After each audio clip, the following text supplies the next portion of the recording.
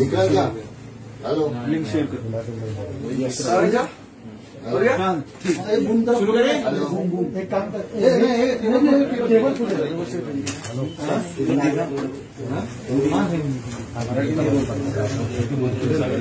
आता फाईल पण पुढे फाईल फक्त पुढे सावकाश सावकाश बस बस हा चलो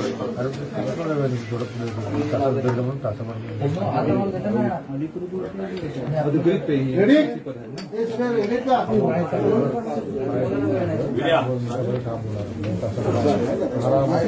रोल रोल रोल बृहन्मुंबई महानगरपालिकेच्या गेल्या शुक्रवारी झालेल्या स्थायी समितीच्या बैठकीमध्ये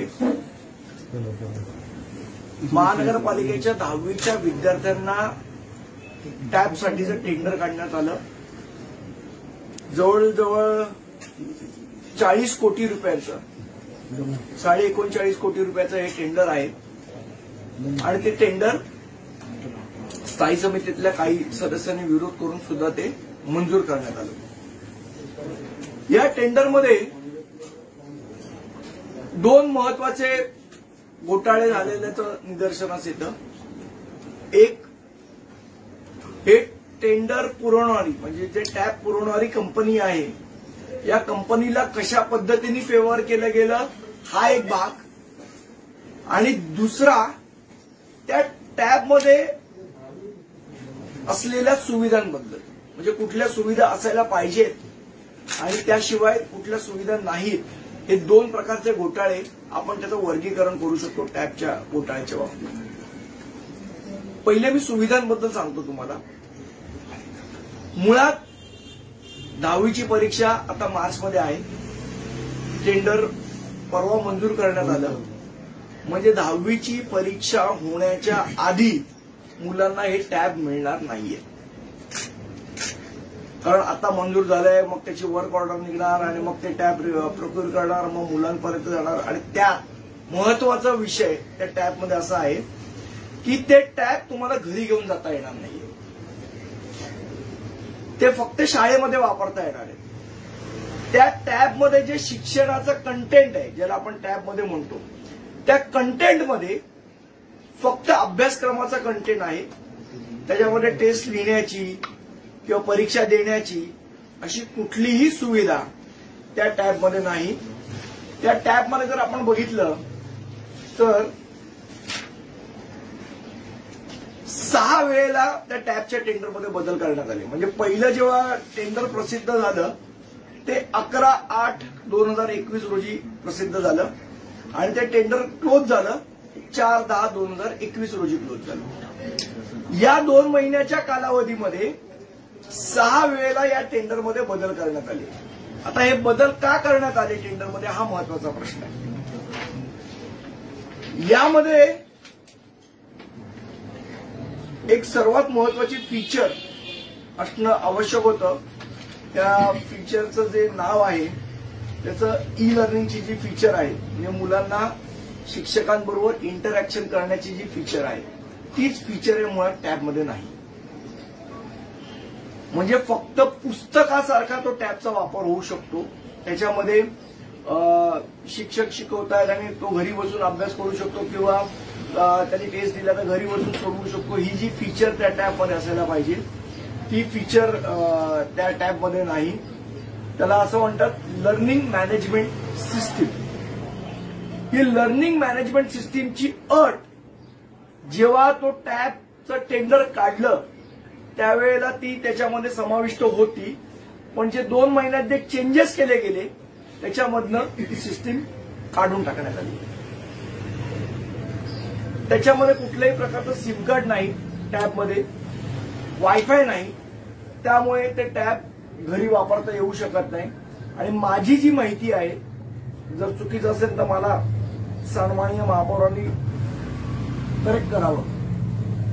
शाळेमध्ये आत्ताही वायफायची किंवा सिम कार्डची सुविधा नाही महानगरपालिकेत. बरं, टोटल या टॅबची संख्या जी आहे ही 20,000 आहे आणि बृहन्मुंबई महानगरपालिकेच्या कुठल्या शाळेमध्ये 20,000 तुमचे स्विचेस आहेत ज्याच्यामध्ये हा टॅब चार्ज होऊ शकतो याची अजून सुविधा केलेली नाही.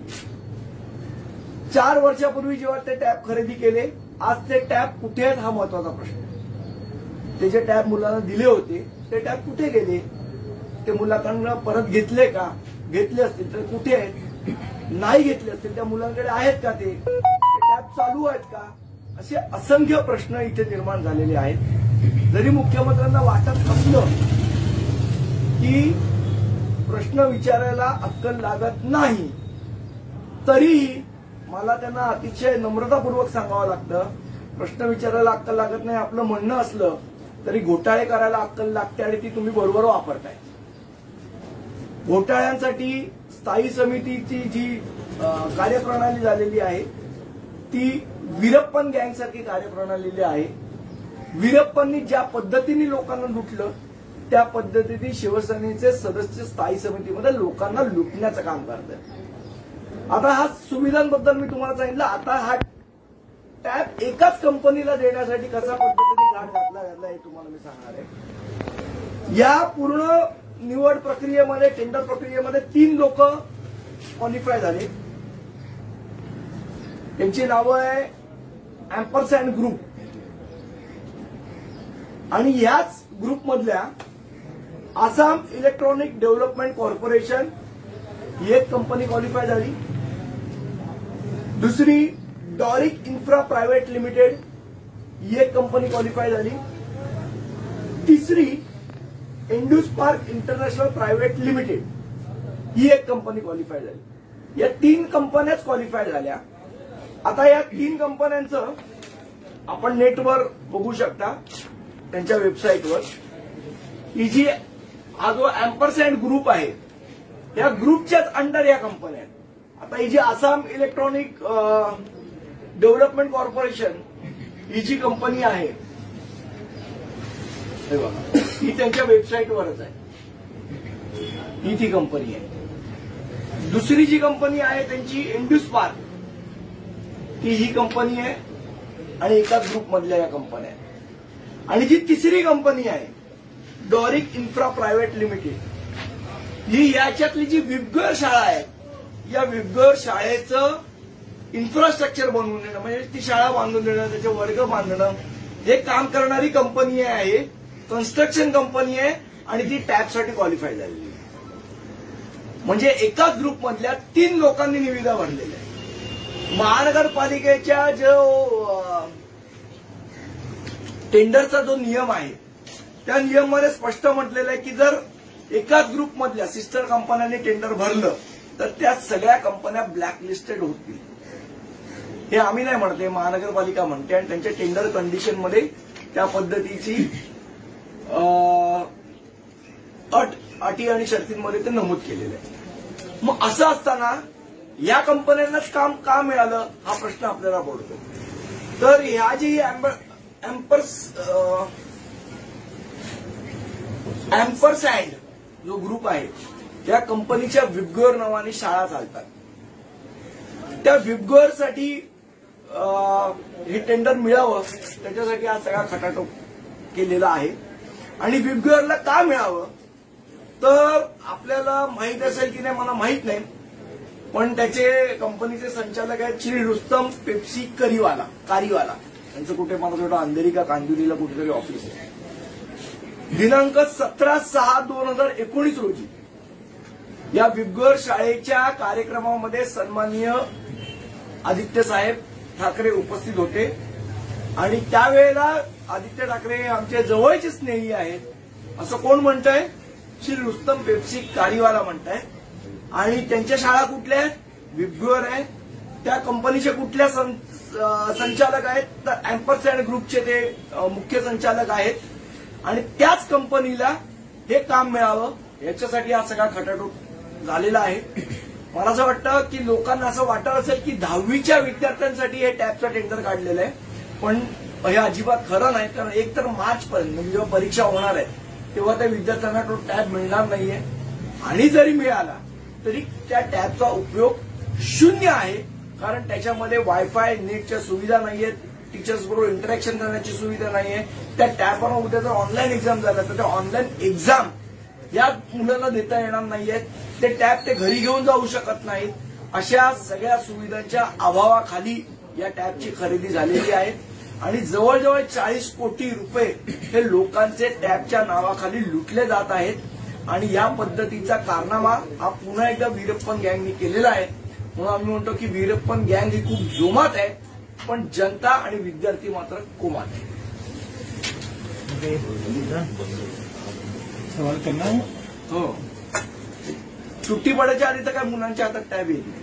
आज काय तुमचे प्रश्न असतील तर तुम्ही विचारू शकता. दरवर्षी हे टॅब जे आहेत ते दिले जातात, परंतु त्याचं पुढे काय हा प्रश्न आहे. परंतु पुढे त्याचं काही कारण त्या विद्यार्थ्यांकडून परत घेतले जातात, परंतु ते जुने टॅब कुठे दिले जातात, नवीन टॅब निश्चितपणे हे प्रश्न स्थायी समितीमध्ये उपस्थित झाले पाहिजे. पण आता कसं झालंय की जो प्रश्न विचारतो त्याला अक्कल नाही. त्यामुळे मला असं वाटतं पत्रकारांनी पण विचार करायला पाहिजे आता की आपण प्रश्न विचारायचे की नाही विचारायचे सरकारला. कारण नाहीतर तुमच्यावर पण तो शिक्का पडू शकतो सन्माननीय मुख्यमंत्र्यांनी म्हटल्याप्रमाणे. दुसरा एक असा प्रश्न आहे की राणीच्या बागेमधले पिंजरे बसवण्याचं कॉन्ट्रॅक्ट जे आहे ते काही 2 ठराविक कंपन्या आहेत त्यांनाच दिलं जात आहे आणि ज्या बाहेरच्या कंपन्या येतात त्यांना कुठंतरी डावललं जात आहे असा आरोप अस्लम शेख यांनी काँग्रेसचे मंत्री आहेत त्यांनी केलेला आहे. काय तुमचं काय असं आहे की स्थायी समितीमध्ये ज्या पद्धतीचं कामकाज चाललंय, जी माझी माहिती आहे, म्हणजे आपण व्हेरीफाय करू शकता की जो प्रश्न विचारतो त्याला म्यूट केलं जातं ऑनलाईन हे असल्यामुळे आणि कोणीच प्रश्न विचारायचे नाही आणि आम्ही कोणाच्या प्रश्नाची उत्तरं देणार नाही अशा पद्धतीचा स्थायी समितीचा कारभार चाललेला आहे. वीरप्पन गँग ज्या पद्धतीने लुटत होती लोकांना त्या पद्धतीने मुंबईला लुटण्याचं काम हे स्थायी समितीमध्ये चाललेलं. नुसतं हाच नाहीये, तुम्ही जो म्हणाला पिंजऱ्याचा विषय नाही तर आपल्याला माहित असेल तर भटक्या कुत्र्यांना पकडण्याचं कंत्राट हे 4 कोटीचं कंत्राट महानगरपालिकेने मंजूर केलंय भटक्या कुत्र्यांना पकडण्याचं. म्हणजे ते भटक्या कुत्र्यांनाही सोडत नाही अशा पद्धतीची वीरप्पन गँग काम करते. सर, दुसरं एक आहे किरण मानेंच्या बाबतीत आता शिवसेनेनं असं म्हटलेलं आहे की किरण मानेंना मोठं व्हायचंय म्हणून हा सगळा वेडेपणा चाललाय. किरण माने टॅपचा विषय. पण या टॅपच्या घोटाळ्यात आता पुढे कशी भूमिका घेतली जाणार आहे, काय केलं जाणार आहे? आम्ही निश्चितपणे या सगळ्याचा पुराव्यांसकट सन्माननीय आयुक्तांकडे तक्रार करणार आहोत, लोकायुक्तांकडे तक्रार करणार आहोत, अँटी करप्शन ब्युरोकडे तक्रार करणार आहोत आणि आता म्हणजे माझी प्रेस कॉन्फरन्स झाल्यावर साहजिक महापौर म्हणतील आधी पुरावे द्या पुरावे द्या. तर हे पुरावे आहेत. एकदा महापौरांनी डोळ्याचा चष्म्याचा नंबर बदलावा आणि पुरावे बघावे अशी माझी त्यांना विनंती आहे. महापौरांना ज्या वेळी अशा पद्धतीच्या आरोपांवर विचारलं जातं त्यावेळेस त्याचं उत्तर एकच येतं की ज्यांना कावीळ झाले त्यांना जग पिवळं दिसतं. एक्झॅक्टली. म्हणूनच मी महापौरांना सांगितलं की एकदा त्यांनी चष्म्याचा नंबर बदलावा महापौरांनी आणि एकदा बघावं. फक्त म्हणजे पुरावे दिले तरी वरती म्हणायचं पुरावे द्या. मग अजून काय द्यायचं पुरावे? याच्यापेक्षा वेगळा पुरावा काय असू शकतो? आता कारवाई केली पाहिजे. पण महापौर करणार नाहीत कारण ते जे आहेत ज्यांना कामं मिळालेत ते अतिशय शिवसेनेच्या जवळचे लोक आहेत. त्यामुळे आम्हाला याची तक्रार योग्य ठिकाणी करू आम्ही आणि निश्चितपणे हा संघर्ष आमचा चालूच आहे भ्रष्टाचाराच्या विरोधात. दुसरा एक मुद्दा होता मराठी पाट्यांचा. तुम्ही म्हटलेला की पाटी की दुकान असा एक प्रश्न तुम्ही म्हटला आणि अद्याप देखील अनेक विषय असा आहे की राज्य सरकारने कायदा केलेला आहे. राज्य सरकारने त्याची अंमलबजावणी करावी. नंतर बघू. सर, हिंदी में जानना चाहेंगे, आज आपने एक बीएमसी के टैब घोटाले का खुलासा किया है, क्या है ये मामला, जरा विस्तार से बताइएगा. देखिए, ऐसा है कि जिस प्रकार से टैब की जो परचेसिंग की गई है उसमें बहुत बड़ा घोटाला होने का अंदेशा हमें दिख रहा है. जो पेपर्स हमारे पास है उसके ऊपर से ये पूरी तरीके से मालूम पड़ रहा है कि जो सुविधाएं टैब में होनी चाहिए, जिस प्रकार की सुविधा होनी चाहिए वो सुविधाएं टैब में नहीं है. ना उसमें कोई इंटरनेट फैसिलिटी यूज करने की सुविधा है, ना सिम कार्ड डालने की सुविधा है, ना उसमें कोई टीचर्स के साथ इंटरेक्शन करने की सुविधा है. और अहम बात कि ये जो टैब का कॉन्ट्रैक्ट ये अभी दिया गया है, एग्जाम्स मार्च में है, तो मार्च में किसी प्रकार से लोगों के उपयोग में ये टैब आने वाला नहीं है. फिर क्यों इस प्रकार की निविदा अभी निकाली गई? और दूसरी अहम बात, ये पूरे टैब घोटाले में विबगर नामक कंपनी को काम देने के लिए उस प्रकार से उसके नियम बनाए गए ताकि ये कंपनी को काम मिले और ये कंपनी सम्मानीय जो आदित्य साहब ठाकरे हैं, इस कंपनी के कार्यक्रम में उपस्थित थे और उस समय उनका एक बयान था कंपनी के संचालक का कि ये हमारे बहुत क्लोज है और यही कंपनी के 3 सिस्टर कंपनियों ने L1, L2, L3 हुए हैं। एक ही कंपनी के 3 टेंडर हैं, जबकि एक कंपनी सिर्फ एक ही टेंडर भर सकता है, ये महानगर पालिका का नियम है।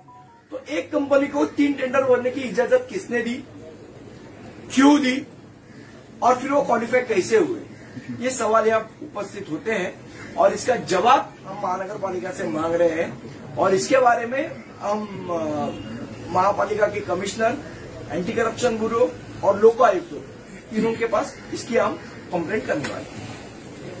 सर, इस मुहिम को आप किस तरीके से आगे लेकर जाएंगे? इस मामले में जो भी कोई आरोपी है, क्या उनके ऊपर कानूनी कार्रवाई भी, आप अगर जो है कोई सुनवाई नहीं होती है तो उसका भी रास्ता? बिल्कुल हम एंटी करप्शन ब्यूरो में इसकी कंप्लेंट करने वाले हैं, आयुक्त के पास कंप्लेंट करने वाले हैं, लोकायुक्त के पास कंप्लेंट करने वाले हैं और हम ये चाहेंगे कि इस पूरे मामले की जांच हो और जो दोषी है उनको कड़ी से कड़ी उनके ऊपर कार्रवाई हो।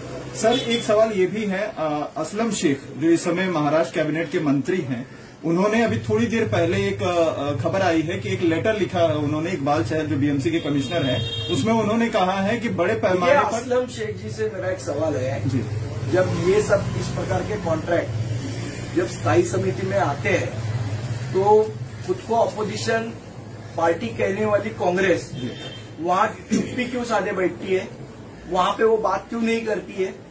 क्या शिवसेना का और कांग्रेस का इंटरनल सेटिंग है और उसकी वजह से टेंडर पास हो रहे हैं? इसका भी जवाब असलम शेख साहब को देना पड़ेगा। असं आहे की काँग्रेसचे जे नेते आहेत, असलम शेख यांनी काय पत्र वगैरे दिलं असेल, पण काँग्रेसचे सदस्य हे जेव्हा ही टेंडर स्थायी समितीमध्ये येतात तेव्हा मुख गिळून का गप्प असतात? शिवसेनेचं आणि काँग्रेसचं अंतर्गत काही सेटिंग झालेलं आहे का? मग स्थायी समितीमध्ये विरोध नाही करायचा आणि बाहेरून मंत्र्यांनी पत्र लिहायचे, याला काय अर्थ उरतो? त्यामुळे याचं उत्तर पहिले असलम शेखनी दिलं पाहिजे की त्यांचे सदस्य थोबाड बंद ठेवून का गप्प बसलेले असतात स्थायी समितीमध्ये. ठीक आहे, थँक्यू.